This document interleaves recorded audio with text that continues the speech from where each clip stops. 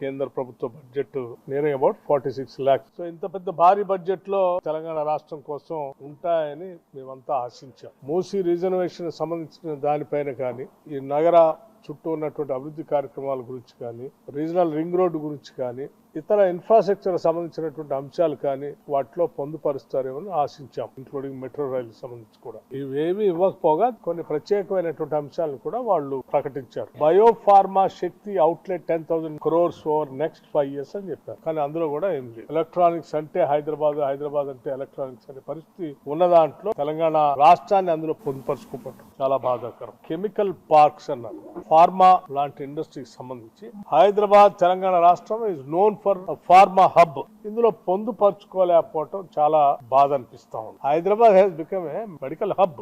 ఈ దేశంలో ఉన్నటువంటి రాష్ట్రాలు కాదు, ఇతర దేశాల నుంచి కూడా పెద్ద ఎత్తున ఇక్కడికి వస్తా ఉన్నారు. అటువంటి దాంట్లో కూడా మీరు హైదరాబాద్ తెలంగాణ మీద ఈ రకంగా ఆలోచన చేశారో చాలా బాధగా ఉంది. Hyderabad has become a main centre for orange economy. Telangana ఏం తప్పు చేసిందని మీరు తెలంగాణ మీద న్యాయం చేయకుండా ఆలోచన చేశారో, అఫోర్డబుల్ స్పోర్ట్స్ గూడ్స్ రంగంలోనే ముందుగా గుర్తు రావాల్సింది తెలంగాణ. అన్ఫార్చునేట్లీ వాళ్ళు అనౌన్స్ చేసిన దాంట్లో ఎక్కడ తెలంగాణ కనపట్టలేదు. డెఫినెట్లీ ఆశించాం తప్పనిసరిగా కేంద్ర ప్రభుత్వం inland water ways Hyderabad Musi river ను కూడా పరిగణలోకి తీసుకుంటారు.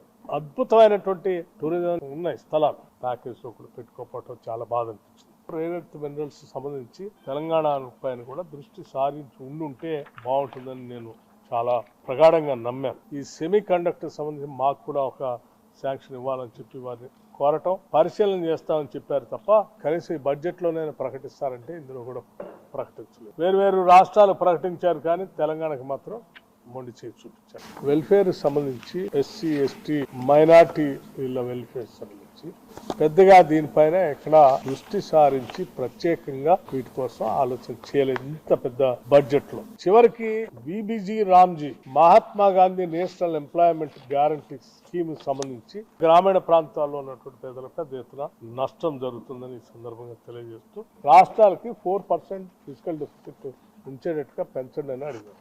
కానీ దానిపైన ఎటువంటి ఇందులో పొందుపరచలేదు. కానీ కేంద్ర ప్రభుత్వం మాత్రం 4.3 ఫిజికల్ డెఫిసిట్ పెట్టుకుంది. తెలంగాణకి తీవ్రమైనటువంటి అన్యాయం అయితే జరిగింది.